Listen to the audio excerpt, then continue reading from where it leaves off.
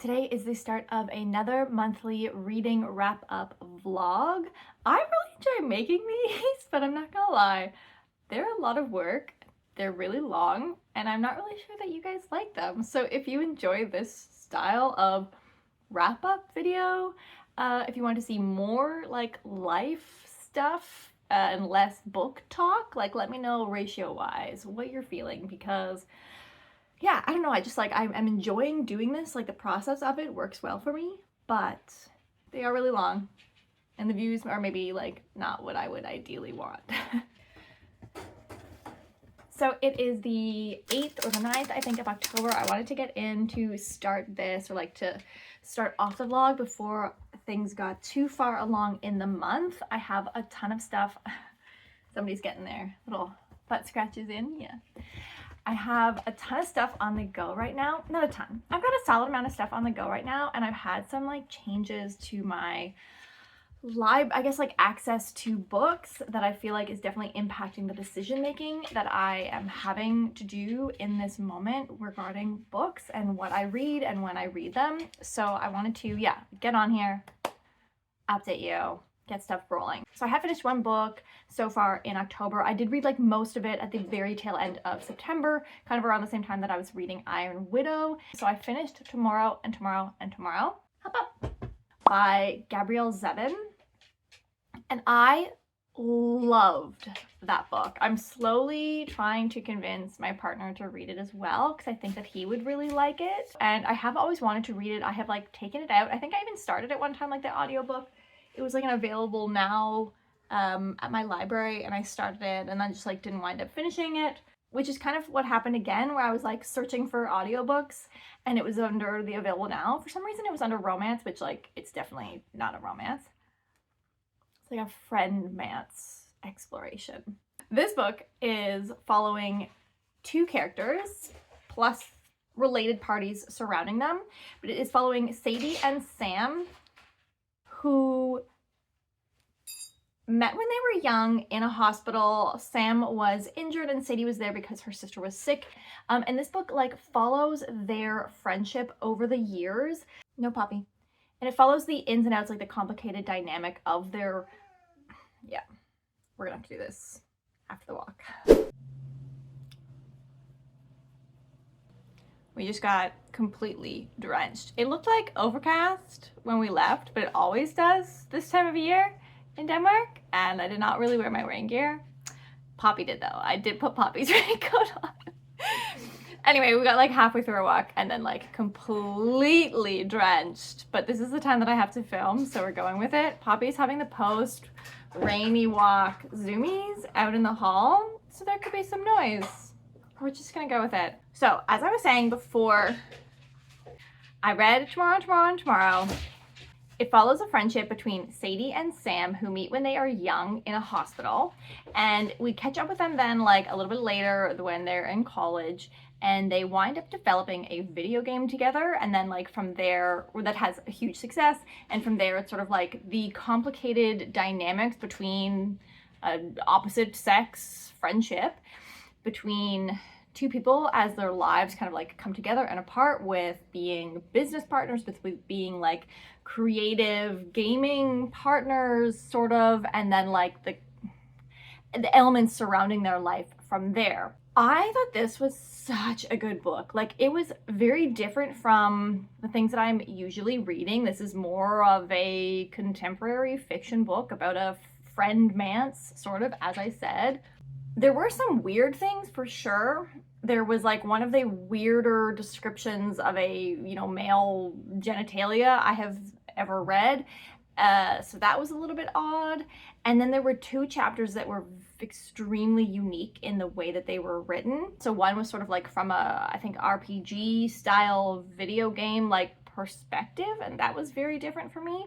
And another one was a little bit more dream-like, I guess. I don't know how to describe it without giving a certain event away. But I just really loved the way that the author explored these like two people, the ways that people think and react to situations that are happening in our life, the way that we come in and out of each other's lives based on how individuals react to certain situations. They didn't always, the characters didn't always make the choices that I thought they would make, or you can see things that were like so small in the moment that then get blown out of proportion in a very realistic way. The way that arguments happen, so raw, I guess would be the right word of saying, like the right way of saying that, and how the conversation in an argument can really like ebb and flow, and things can come up from the past that you thought were totally, or that one party maybe thinks is totally unrelated, but it's been weighing on the other one. I just really loved it. I also really appreciated and have a newfound, because of this book, appreciation for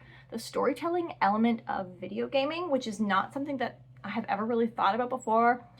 I would say I'm like one of those maybe atypical fantasy readers who's not into video gaming. In fact, like the one game that I absolutely love was mentioned in this book, which is Harvest Moon. Oh, Harvest Moon N64 is just like the best ever. But anyway, and I feel like I have heard other booktubers and like casual references to gaming talk about storytelling and all those things, like the story being really great or whatever. And I was just like, what? That's not what... I didn't have the sense that that's what video games were about. And this gave me a totally new appreciation for that side of things, and how like that was the creative drive behind a lot of the creativity, ingenuity that was going into this, like outside of the technical. I appreciated that it didn't get too hung up on technical elements of like creating a video game, and that it was a lot more about the storytelling. And so that was very, very like, yeah, just like newfound appreciation for me on that part. Loved it. Highly recommend. This is a hugely successful book, so it's like you don't need me to recommend it to you, but I personally really enjoyed it and would recommend it. Currently, I am reading Godkiller. The audio copy finally came up at the library for me, so I have taken that out and I'm listening to that. I'm actually really far into it. I've been thoroughly enjoying it. I'm also still reading Legacy of the Brightwash, so I'm back on this again, like reading a chapter most nights, not every night. The baby is having a really rough go with sleep at the moment again, so that's a little bit harder when I like just kind of want to go to sleep as soon as I can. I'm also currently reading The Traitor Baru Cormorant. I keep saying of Baru Cormorant. The Traitor Baru Cormorant, and by Seth Dickinson, I believe. So I have Godkiller on the audio, I have The Traitor Baru Cormorant ebook, and I have Legacy of the Brightwash. That is what I'm currently reading. Coming up next, I am just about to hit postpone. It became available, The Undermining of Twyla and Frank by Megan Bannon. This is one of my new release priorities for the year that I would really like to read, but it's just gonna have to wait, hopefully not very long, because of the other things that I have on the go right now. But that brings me to my library situation. So I briefly mentioned this, but didn't have time to get into it, and I'll try not to talk too long here today. So my library, the main library, where I don't technically live, but still kind of use this library. Almost everything that I read comes from this particular library that up until last week or 2 weeks ago has allowed their members to have 30 books out, like taken out from the library at any time, and also 30 books on hold, like 30. This is in drastic comparison to my local library where I live that allows me 2 of each of those things. 2 books on hold and 2 books taken out from the library. Now, I am obviously not taking 30 books out from the library at any given time. I like maybe have 4 to 5. Sometimes, usually I return a book right away after finishing reading it, but I do use quite a lot of the holds, and that's because it helps me have something available at all times, or most of the time, to read, and that includes books that have several month waiting list. It allows me to put new releases on hold that I would like to get to, that I don't, stay up in the middle of the night to get first access to when they become available. It allows me to have kind of like books on the go, waiting in the wings. My library does have the option to postpone, as I just mentioned, so if something becomes available, I don't have to take it out right away. So that's always me. If I don't take it out right away, I am constantly postponing and giving access to the next person in line over and over and over again. So maybe a week ago, I went to put a book on hold and it told me that I had reached my maximum capacity for that card, which I found really shocking because even though I generally have a lot of books on hold, I don't typically have more than 30 or I don't typically even have anywhere close to 30 books actually on hold. In fact, when I looked, I had like 16, 17, maybe like 18 or something, but suddenly it said out of 15. So I do appreciate that it didn't take away books that I already had on hold, but it wasn't letting me put new books on hold, and that includes new releases that are coming out that I would like to get in line for.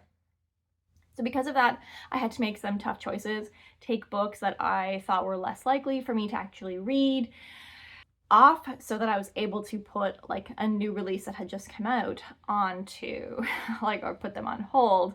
However, this like really dramatically affects how I'm going to be able to read and how I can plan my reading. I did read an article like almost within 10 or 15 minutes of me realizing that this had happened. My mother-in-law sent me a news article with like talking about this thing and the reasons for why they had done that, which has to do with hopefully that it would decrease the amount of time that people had to wait on hold for any given book.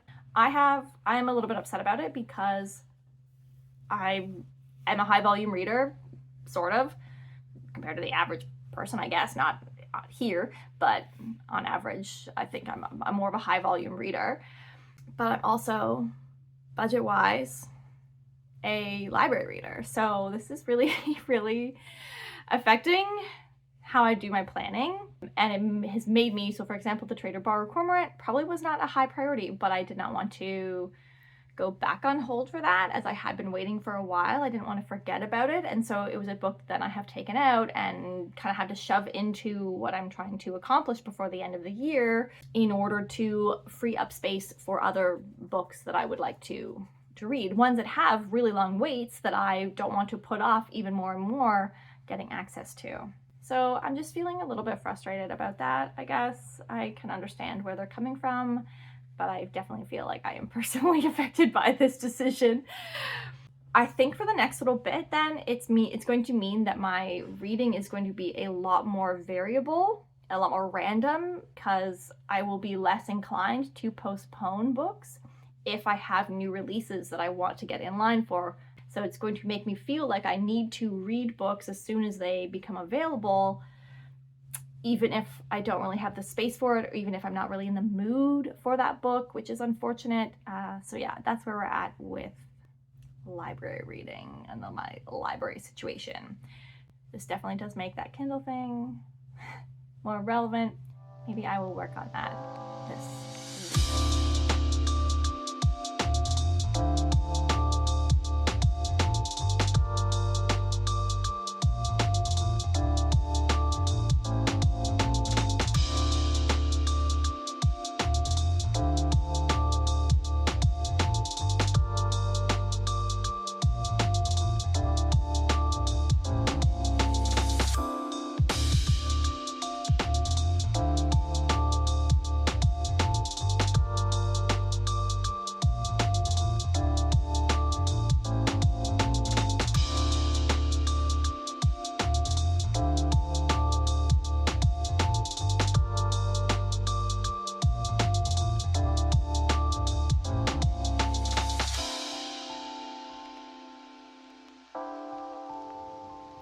It's the 20th of October, and my reading has crawled to a slow nothingness.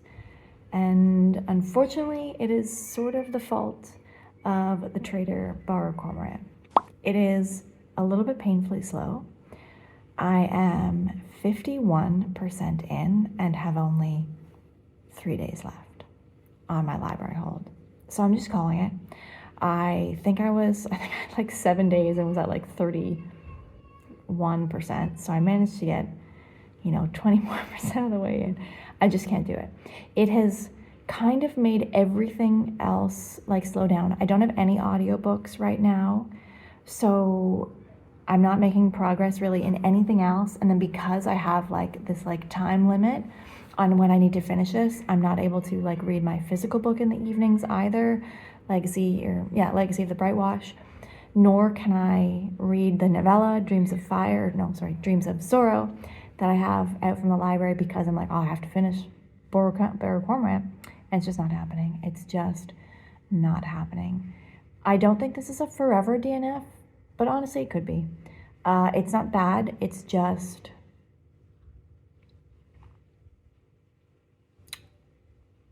a little bit boring. It's just a little bit boring, and it's just not working for me. And rather than kill myself reading nothing else in the next 3 days to then still have it taken away from the library, not finished, because let's face it, I can't finish this in 3 days. I'm just gonna stop trying.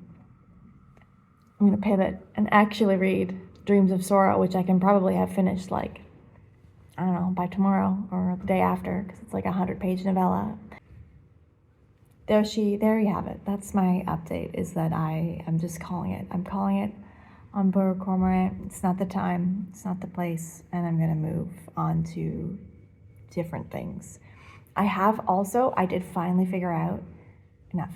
finally take the time to change my address on Amazon. So I am going to, and I have been waiting. I was like, well, I'll finish everything that I have from the library before I start this, trial period. So that also has been putting off. So I'm going to do it. I'm going to finish Dreams of Sorrow really quickly. I'm going to sign up for the Kindle account finally. And I'm going to make like a serious priority list. I'm going to go back through that TBR video, my Kindle TBR video, and make like, okay, realistically, what do I want to read out of these higher priority books? And try to finish some more books before October finishes. This is just, it's a little bit unfortunate.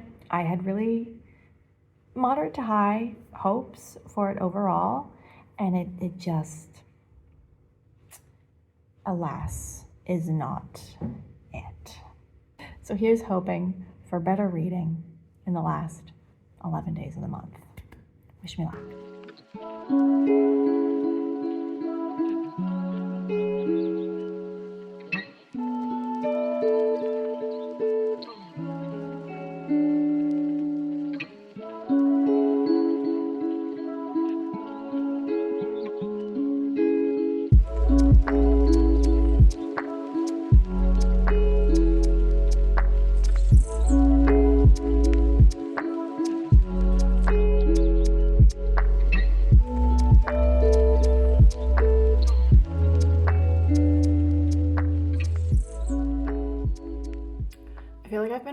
This shirt in so many of my vlog clips, and on one hand, I just really like this shirt right now, so I am wearing it a lot. But also it's just random. So it is only a couple days after I just checked in, but I didn't realize in the moment that I hadn't yet updated you on Godkiller, that I had actually completed, because I was just like so riled up about finally DNFing Traitor Baru Cormorant. So I'm going to actually update you on the books that I have in fact read. How I've been spending my mornings lately is essentially like, I get up, my partner gets up with the toddler, and I get up with the dog, which is usually in and around the same time. It varies slightly. And I try to get the dog's walk, like a really big, nice, significant walk in the morning, and get back before my partner has to leave for work. He mostly gets her ready, and I finish getting her ready for daycare, and I get myself ready for the day, and it's like a real tight squeeze, and out the door and have her to daycare. Before 9, I'm trying to work closer and closer towards like 8:45 or 8:30, but it's just like, that's just like a really tight turnaround. And then I go, after dropping her off, I go to the library and I work on job search stuff, and I do video editing, and mostly job search at the moment. Today, I'm just not feeling it. The house is like a little bit overwhelming. I feel like it's just been like one too many days where we haven't like completely got back to baseline at night for various reasons. And so then it just like builds a little bit more. It doesn't like, we're not totally starting from scratch every morning again. So that's life. Life today, get back to baseline. Book-wise, I finished Godkiller before I decided to DNF the Traitor Baru Cormorant. So Godkiller by Hannah Kaner is a book that came out last year. I think there was like some weirdness in like the timing, like it was released in the UK first, and so then it wasn't available at my library. So like I think I was like initially excited about it, and then just like, I don't know, quietness maybe, and having to wait for it. Then it just kind of got put to the back burner. And this fall I was just really feeling it. This is a book that follows a group of like 4 individuals. So we follow Kissin, who is the titular Godkiller, and she her job is to kill gods and to like destroy their shrines so that they cannot so that they don't exist and can't like take advantage of the humans in certain neighborhoods anymore. But this is like kind of like a contentious, controversial job because they are in a country where they used to worship a lot of different gods, like gods for everything, and the act of worship gave those gods more power, to the extent that actually the gods started like doing bad things, and there was a war, and the king afterwards declared that you are no longer allowed to worship any of these gods. And she kind of becomes responsible for like the guardian of this little girl who is a noblewoman's daughter, but it's like a secret that she's a noblewoman's daughter. Nobody knows that this noblewoman has a daughter, even her like local subjects. We don't know why. Secrets, mysterious things. So this young girl is like kind of bound to this god of little white lies called Skedagat, and they don't really know why they're bound. And so she has to try to figure out a way of like separating the two without harming or injuring this little girl. And then they, on their journey to do this, they wind up in the same like kind of like path, the same group, let's say, as this retired knight who became a baker and then has now been called back by his king to perform like one last favor for the king, who is somebody he's really close to, or he used to be really close to. So that's sort of our setup. It is like very journey. It is very found family. It was so good found family. I am actually really particular about found families in that I feel like a lot of things are claimed to be found family and then actually aren't. There's either too many people for the amount of page time that we have, so you don't really actually have a good sense of like the whole group being together as a found family unit, or they're just like spending time together, and that to me does not a found family make.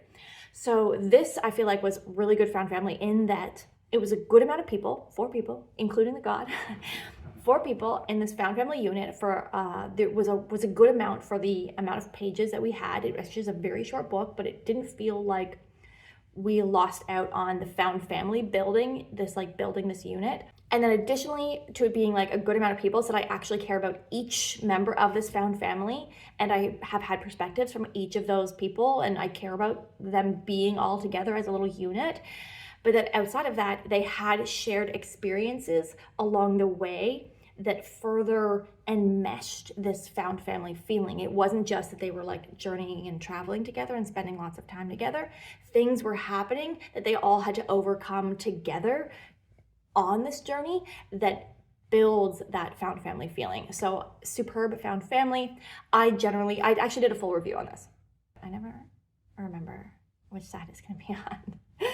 You can check this out. I did a full review, so check that out for like more specific details. I really, really enjoyed this. I think it was a really great book. It was like, had this feeling that I haven't had with a book for a long time, where I like really care about all the people and I really care what happens in the story.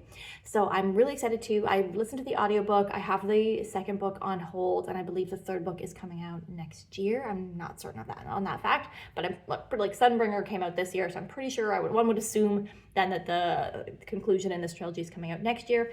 It is adult fantasy. There's disability rep, there's queer rep. It was amazing. It was, if you feel like you like similar style of books with like characters and vibes to me, then I would check this out if you have been hesitating on it.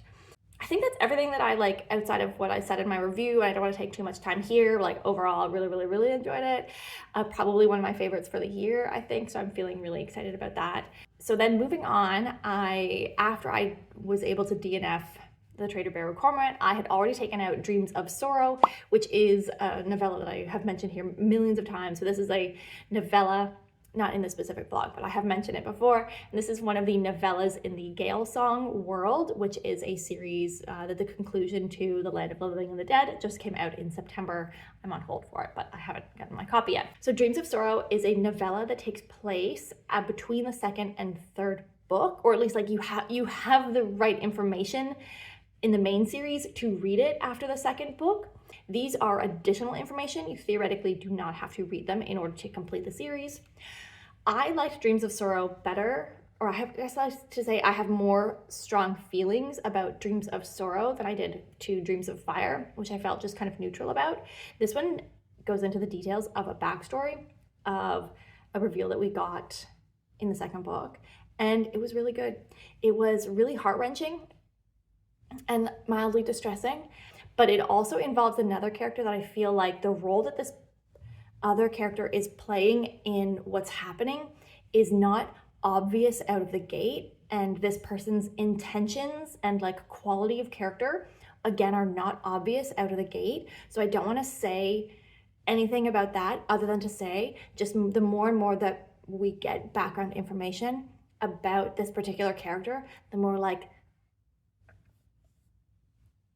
aggravating and like icky and upsetting it is. And I'm like smiling because it's like done really well. I'm like happy about how good the writing has been and not like how the things that this character is doing. Yeah, I enjoyed this and I appreciated the additional information. In fact, this makes me want to reread that second book, The Words of Kings and Prophets, because I remember reading this reveal and being like, oh my God, but I don't actually remember how the reveal came to be. So part of me wants to see if the audiobook for Words of Kings and Prophets is available, because then I could re-listen to that perhaps before I get a copy of The Land of the Living Dead and just like refresh my memory on like how did we learn a bunch of things, because I remember learning a bunch of things in that book, but I don't necessarily remember the specifics of how I learned them, and I would maybe like to do that. Moving on from there, so that is what I have read recently. I am still currently reading Legacy of the Brightwash, but has been slow because of ebook things. I have not had an audiobook, which has slowed down my reading this month quite a bit, is not having, after finishing Godkiller, I had no other audiobooks available, and because because my Everend account is on hold right now because of the Kindle Unlimited thing, I also can't just like pick up any audiobook willy-nilly on Scribd. I always want to say Scribd, on Everend. But I just got an audio copy for, I'm forgetting because it just happened. I was like, yes, audiobook, take it out. Okay, I'll come back to that one. So Legacy of Brightwash, physical read. Got to get back into reading a chapter a night. Ebook. And The Undermining of Twyla and Frank came up again. So I took it out this time because it is one of my priorities to read before the end of the year. So I'm going to be reading that and checking that off my list. I also identified it as like one of the 3 books I had to finish before the end of the year in my end of the year tag. So reading The Undermining of Twyla and Frank on ebook, and then this other audiobook. What is it?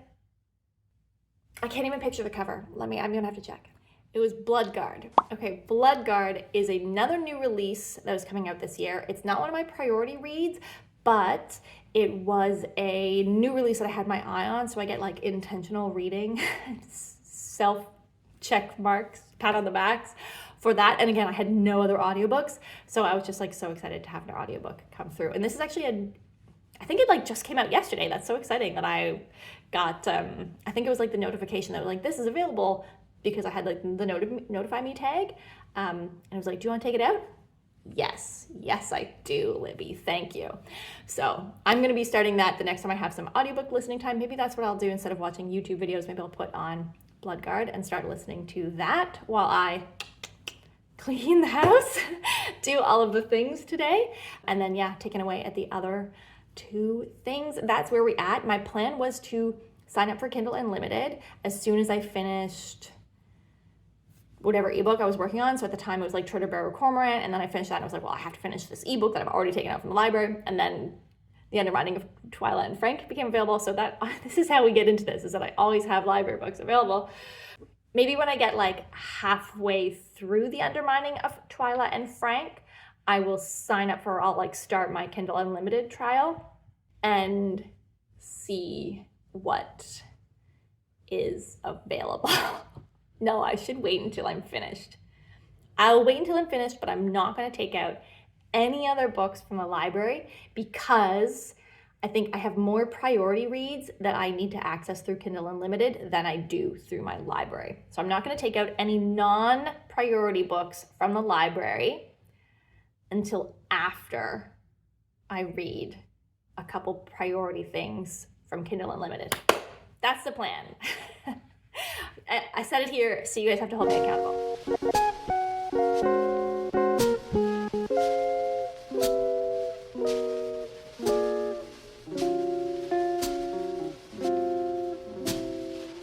Happy Halloween, everyone. It is, of course, after Halloween by the time you are seeing this. But today, when I'm filming, it is Halloween. I just finished another book, so I can update you on that. And obviously, it is time to wrap up for the month. So this overall was a pretty great month, to be honest. I should always have like a summary when I like wrap this up of like, what actually did I read this month? But that takes better planning than what I am capable of in the moment sometimes. But before I talk about the book that I finished, I have to share, unfortunately, another DNF for this month. So that brings me to 2 DNFs for the month, but it's also a month in which I have at least 2 new favorite books of the year, if not 3, to be honest, because technically I talked to you about Tomorrow and Tomorrow and Tomorrow in this month as well, and that was a kind of a new favorite, maybe not as much as the other 2. I digress. I have to tell you about DNFing Bloodguard. So this was my audiobook. I think it was the one that I most recently told you about, and it has more to do with the audiobook format than it does the book itself, I'm pretty sure. However, I don't have access to an ebook copy or any other type of copy, so I'm not able to switch to like really feel out if it's just the audiobook. So for now, it is a DNF. I don't anticipate going out of my way to ever pick this up again, but if I happen to come across an ebook copy in a moment when I have nothing else going on to read, I wouldn't not pick it up. Like, I would try this out again. It just is not, I wouldn't go out of my way to do so, let's say. It is a Gladiator-esque romantasy where the majority of the story is being told from our hero's perspective. Leith entered into this Gladiator-esque thing like voluntarily to like a chance or an opportunity to fight towards becoming a Bloodguard, which is this like revered, coveted, hero-esque member of this country's military kind of thing. Our main character, Leith, is just 4 wins away from being claimed a Bloodguard. He also, at the beginning, randomly challenges this noble at one of his fights and beheads the guy, just kind of like out of nowhere. But this is the fiance, this nobleman that he beheads is the fiance of our heroine, of course, who is the princess of this realm, and the royalty are elves. Leith is a human.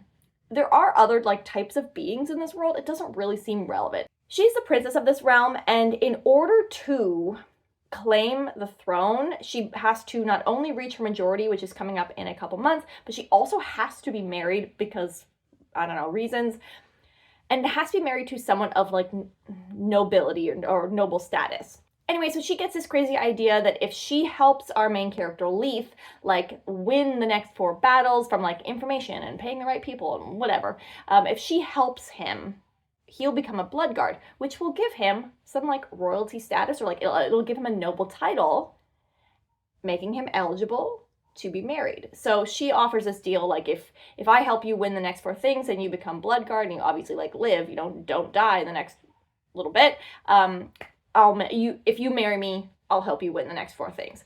So that is our setup here. She also is, of course, is a healer, so she's like healing him in between all of these horrible, horrible trials.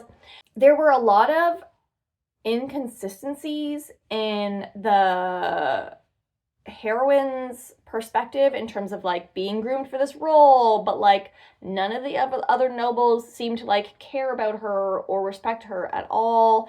She's like very oblivious to the fact that her uncle, who is the regent, is like obviously the bad guy in this story. Is there a fantasy story? Is there a fantasy story where the regent is not evil and in it for themselves? I don't know. Tell me a story where that's not the case.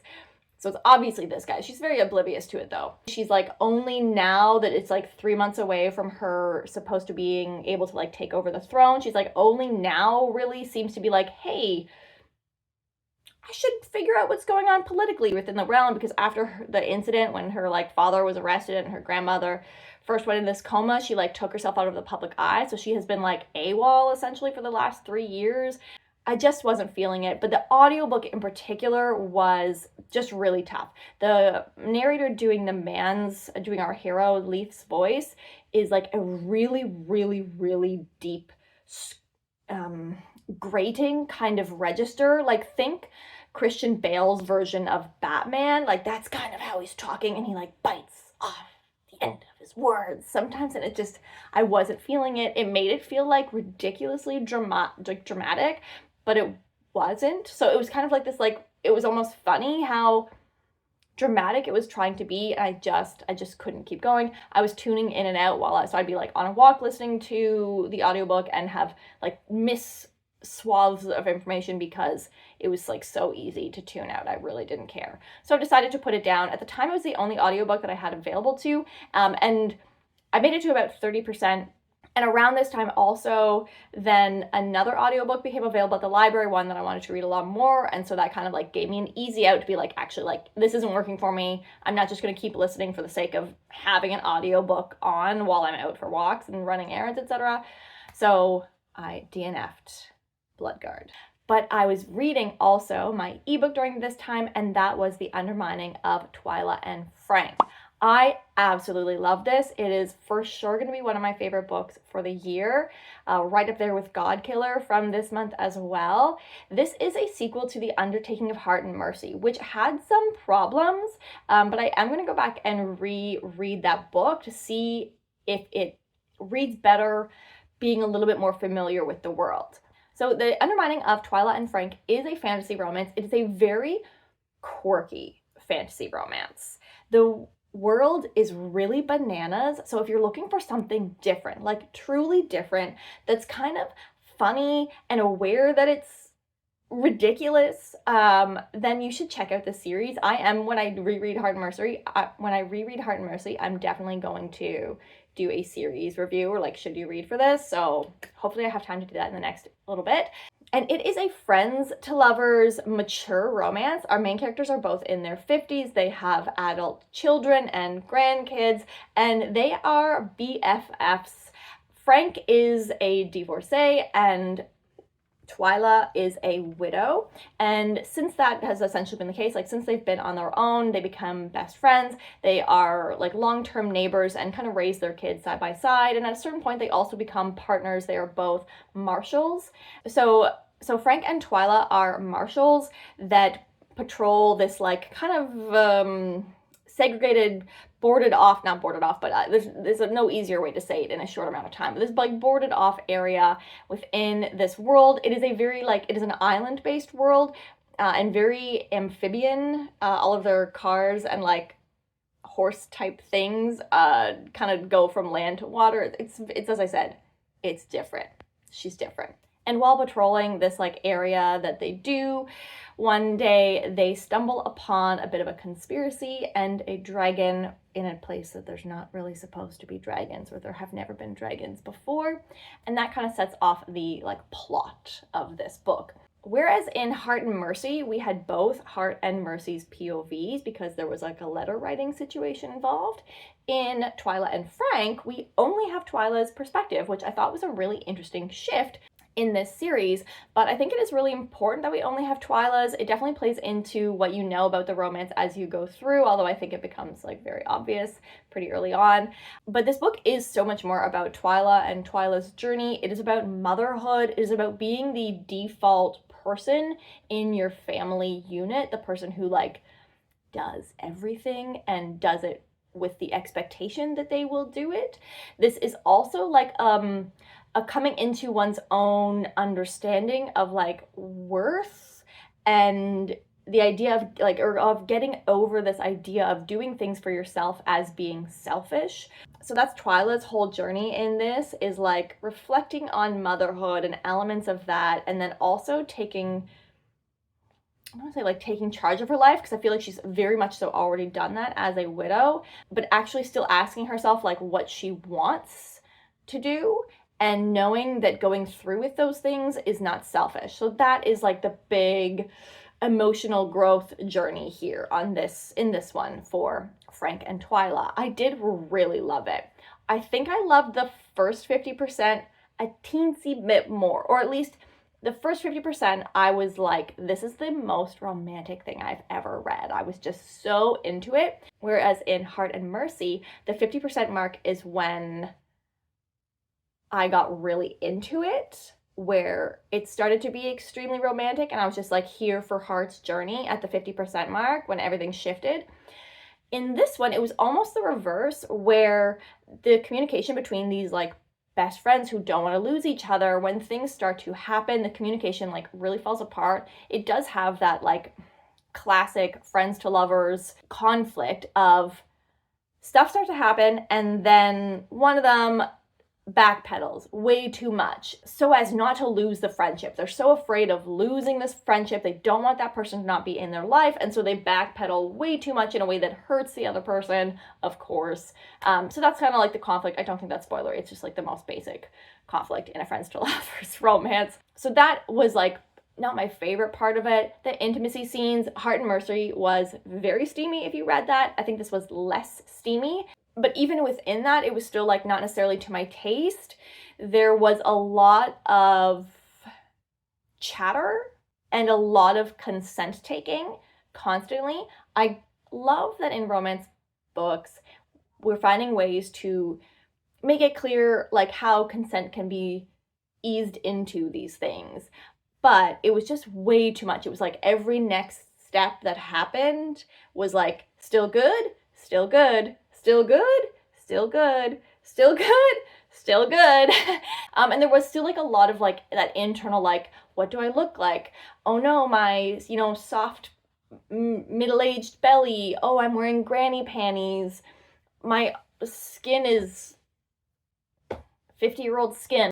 I'm just kind of over that being a thing. But I understand why it made sense for the character in the moment. If you read Heart and Mercy and you were only like, that was fine, but like, whoa, that world, I feel like the author was way less descriptive, so it was like a really weird and different world, and then you like didn't really get that many details, so you're like, what's happening here? Are they in the water? Are they in the land? What's going on? Like, I think that the author like then like took a little bit step back, not necessarily with the quirkiness, but described things a little bit more so that it was like, I think she was like more clear, like, this is a amphibious vehicle. There is a water highway. I think there's like a lot more direct with description in this particular book, and it also helped that obviously like you are already sort of like possibly introduced to those elements in the first book as well. So I thought it was a huge step up. As much as I loved, like I did really enjoy Heart and Mercy, I almost feel like I would like love it even more on the second read. That's what I'm hoping. That's what I suspect. But I really, really loved this, and I'm so glad that I read it. This was one of my priority reads. It was a new release priority for this year, so I am getting, another like priority check mark there. I'm definitely not going to make all of my priorities for the year. There's just been some challenges with that the last couple months, not as much of a focus, but I am glad that I at least got this one in. So that is where we have it for like all of my completed books for October. Currently reading, I am still reading Legacy of the Brightwash. I'm not going to update you on that book until I like finish it. So just from now until whenever you hear me tell you about that book, I'm reading Legacy of the Brightwash. I'm getting a little bit tired of like telling you I'm still reading it. And maybe you're tired of me hearing that, but it's a slow physical read for me, and it just is not always the priority, but I am really, really loving it. So I am currently reading that. I am also reading, as I mentioned, The Silver Blood Promise. I put in my end of the year video that this was a potential surprise new favorite, that I was guessing that it might be, and it's not. I am enjoying it at the 50%. I'm at about 50 or 60% in now, and this is the audiobook, which is a totally fine, serviceable audiobook, and the world is not too complicated that it makes audiobook listening challenging. I'm just not really getting on with the main character. This is a book where we are following our main character, Lucan, and he gets expelled from this academy that he's attending. He's like a nobleman. It's that kind of a thing, and picture your, standard fantasy background world. He was previously, like 7 years ago, expelled from this academy after having made some mistake where he had a huge falling out with his father. However, at the start of the book, he learns that his father has been murdered and left a note scrawled in blood, that included 3 words. It was his name, the name of a city far to the south, and another name that they had no idea what it was. So he travels to this place to try to solve his father's murder, where he pretty immediately becomes entangled into the local politics. I'm just not getting on with the main character, as I said. It's not enough to make me want to stop the book. It is like otherwise relatively enjoyable, but the author in the first, like, let's say the first 30% did not find a way to make me care about what was happening. There was no buy-in for me for the first little bit. However, last night when I was biking home from work at the 50% mark, something like a climactic event happened that really had my heart rate going. And so I feel like that kind of like shifted me to be like, yes, let's find out what is going on. Anyway, there we have it. That's what I am currently reading. Coming up next, I guess, since I have just finished The Undermining of Frank and Twyla, I'm going to sign up for Kindle Unlimited and start that 30-day trial. So the top 2 priorities that I have to read from that are things that are actually from my priority list, and that includes The Sword of Kaigen and Along the Razor's Edge. One of which is a TBR vet, and one of which is a new author that I wanted to try.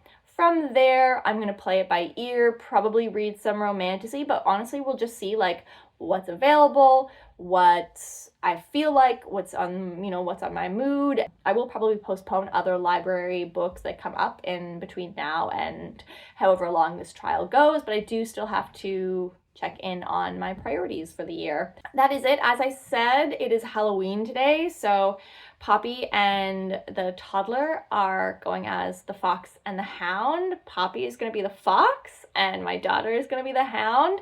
She is not really feeling the dog ears today. She's worn them several times in the past month, like getting her used to it. I've also been like training the dog to wear the fox ears, but for whatever reason, she's just not feeling the ears today. So we'll see what happens. Hopefully I can get a cute picture when she comes home from daycare. Anyway, that is it for October for me. Let me know how your October went. Did you enjoy the books that you read? Do you have a new favorite? What are your plans for the next 2 months? I need to hear some priorities. Like, what are you focusing on? Finishing up series? New releases? I feel like there's some pretty exciting, like not necessarily that I'm going to read, but I know that a lot of people have some exciting conclusions to their series coming out in the next couple months. Obviously, there's a Sanderson book, etc. Let's talk a little bit more in the comments down below. I'll see you guys next time. Have a great day. Bye.